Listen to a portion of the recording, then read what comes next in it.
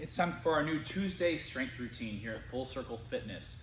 Starting off, I forgot the name, give me 1 second. I'm back. It says split stance, banded rotations. It says stance, but you actually take a knee.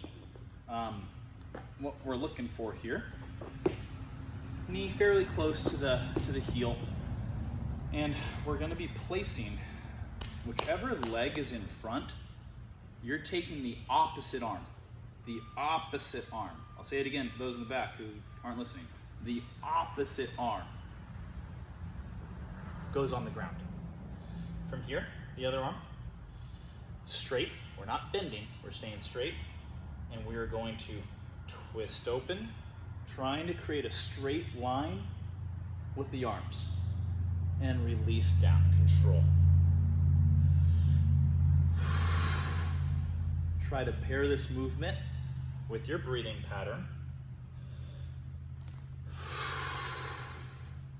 It's a lot easier to twist your torso if you're exhaling your breath. I promise you, if you're holding your breath, that's gonna be a lot harder.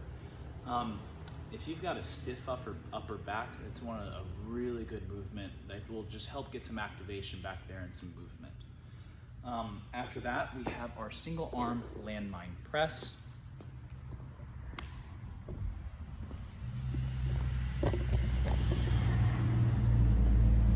For all of our barbell movements this cycle, we do have a 4-second eccentric, 4 seconds to lower the weight.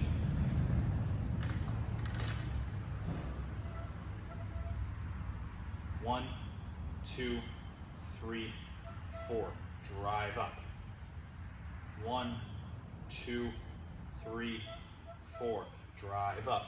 You notice when we drive up, we want to let the torso come forward a touch. Powerful finish. We let the torso release back. 1, 2, 3, 4. A lot of people think when you move the weight away from you, like that's the only part that's going to be building strength. Having a controlled, slowed down lowering phase of the weightlifting, it builds just as much strength. Next, plate walk push-ups. These are one of my favorite styles. Just get some movement, gets a little depth into the push-ups. Want to try to keep the toes as still as you can. We're uneven, so one hand is elevated higher than the other. We hit our push-up. We walk over, trying to keep your feet as still as you can. And do your next push-up. Control, slow and steady. We don't want to see the push-ups where you just fall down. Control yourself and drive up. Now, if you're not quite ready for this, you can do the same thing from your knees.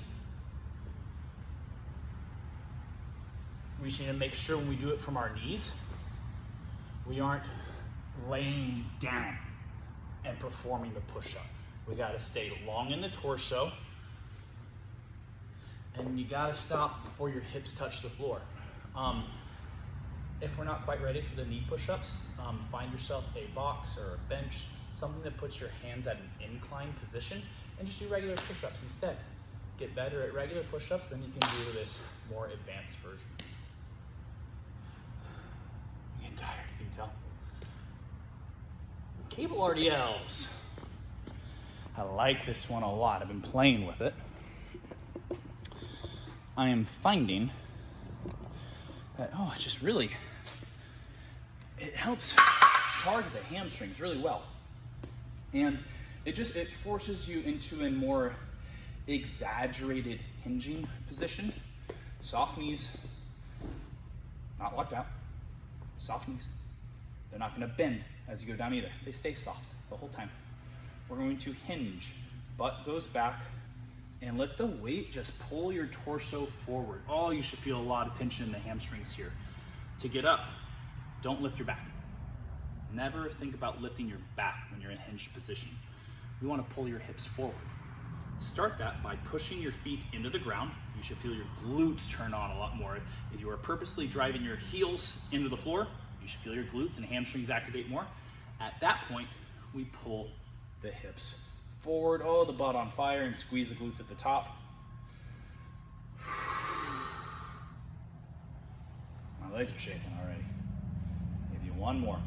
Hips go back, torso down, drive the feet into the floor, pull the hips forward, exaggerate, squeezing and using those glutes.